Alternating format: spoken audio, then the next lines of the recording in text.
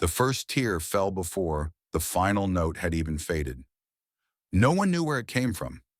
All they saw was an elderly Russian woman standing in the freezing vastness of Kazan Cathedral, beginning to tremble as a Filipino Christmas song, sung by a young man she had never met, unlocked a memory she had buried for 62 years.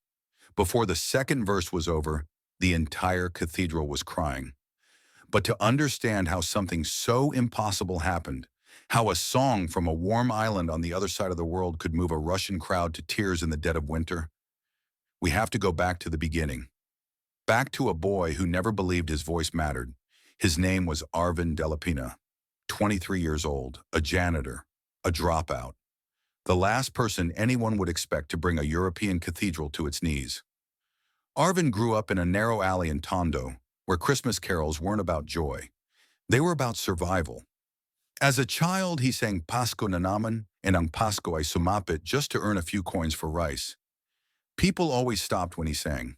Neighbors, exhausted mothers, even drunk fathers who never listened to anyone. Take care of that voice, women would tell him. Not everyone is given a gift like that. Arvin didn't believe them, neither did his father. You won't succeed by singing, his father would shout. Will you eat your notes? So Arvin learned to stay quiet. He buried his dreams deep, as if they were something to be ashamed of. At 18, he dropped out of community college. At 20, he became a janitor at an old music hall in Europe. At 23, he was barely surviving. He cleaned rooms where others practiced, mopped floors where singers warmed up their voices, threw away trash filled with sheet music he wished he could read. He stopped singing altogether, except for one night. It was nearly midnight. Arvin thought he was alone. A storm raged outside, lightning slicing through the windows. He was mopping the main auditorium when he noticed an old piano, dusty, broken, missing a key. He sat down, pressed a single note. Something inside him opened. He hadn't planned to sing, but the storm was loud, the hall was dark, and his heart was heavy, so he whispered a melody he hadn't touched in years.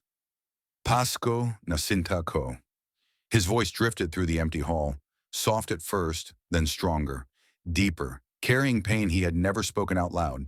And just as he reached the line Himene Angunita, he heard it. A slow clap. Arvin froze. A tall man stepped out of the shadows. Silver hair, a long winter coat, a folder of music tucked under his arm. His eyes were sharp, but kind. My boy, he said in a thick Russian accent, who taught you to carry pain like that? Arvin panicked. Sir, I'm sorry. I'm just the janitor. The man smiled. I am Maestro Victor Baranov, he said, conductor of the St. Petersburg Cathedral Ensemble. Arvin didn't know who that was, but the maestro knew exactly who he had found. Come, Baranov said gently. Sing again. Arvin shook his head. No, sir, I can't. The old man didn't move. He simply waited. If you do not sing, he said calmly, I will wait. I am old. I have time. Arvin swallowed. Something stirred inside him. Slowly, almost afraid, he sang again. This time the maestro didn't clap. He cried. When the song ended, Baranov whispered, You do not know what you have, child, but I do, and soon the world will too. Arvin laughed nervously. Sir, I'm just a janitor. I don't even have proper shoes. Baranov placed a hand on his shoulder. In my country, he said, a janitor once became the greatest singer we ever had. Greatness is not about where you begin. It was never about fame. It was about what lives in your chest. 2 days later, something unbelievable happened. Maestro Baranov officially invited Arvin to perform at St. Petersburg's Kazan Cathedral for their annual Christmas Rebirth concert. This wasn't just any performance.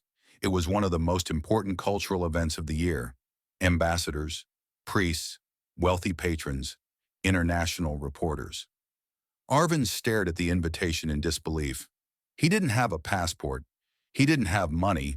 He had never been on an airplane. He didn't even know how to pronounce St. Petersburg. But the maestro had already taken care of everything. The visa, the plane ticket, the hotel. All Arvin had to do was show up and sing. He hesitated. His father laughed at the idea. Go to Russia just to embarrass yourself? You'll starve singing there. His co-workers were suspicious. This sounds like a scam, they warned him. They might even traffic you. And deep down, Arvin believed them. Why me? I'm nobody. Then his mother, quiet as she had always been, took his hands. Her eyes were gentle but firm. When God opens a door, she said softly, even fear cannot close it. So Arvin, terrified and unprepared, still wearing his old rubber slippers, boarded his first airplane. When he arrived, the cold hit him like a wall. St. Petersburg in December was white and silent. Snow buried the streets. Every breath turned to frost. Arvin's tropical lungs burned with every icy gust. Sir Victor, he said, shivering, are you sure I can do this? I might get sick. Baranov chuckled. Russians survive -30, he said. You will survive one concert. Then came the cathedral. It wasn't just a venue, it was overwhelming, vast, majestic. Candlelight shimmered across towering pillars and golden icons. Arvin's heart skipped. The audience would be grandmothers wrapped in fur, priests in ceremonial robes, men in uniform, journalists waiting for something extraordinary. He wanted to run, but more than fear, he was afraid of failing. And the maestro had chosen the song. Not a Russian hymn, not a famous aria, a Filipino Christmas song, a song Arvin had never sung for anyone before, a song his mother used to hum under her breath. Isang Puso ng Bituin, written in 1954 by a Filipino composer who later disappeared during martial law. This song carries longing, Baranov told him. Winter is loneliness. Christmas is memory. Your song holds both. Arvin practiced for days, until his voice cracked in the cold, until the Russian choir learned the Tagalog lyrics phonetically, until even the cathedral guards hummed the melody in the hallways. Still, Arvin didn't feel ready. He never would. December 24th arrived. The cathedral was full. Grandmothers in fur coats, diplomats in dark suits, priests in crimson robes. Outside, snow fell like silent stars. Backstage, Arvin trembled. His borrowed black suit hung loosely on his frame.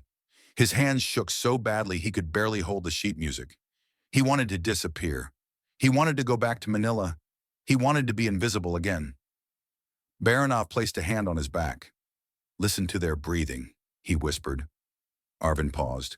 The cathedral was completely still. No coughs, no footsteps, just hundreds of people waiting. They already believe in you, the maestro said. Now believe in yourself. The lights dimmed. A single spotlight found Arvin. He took a deep breath, and he sang.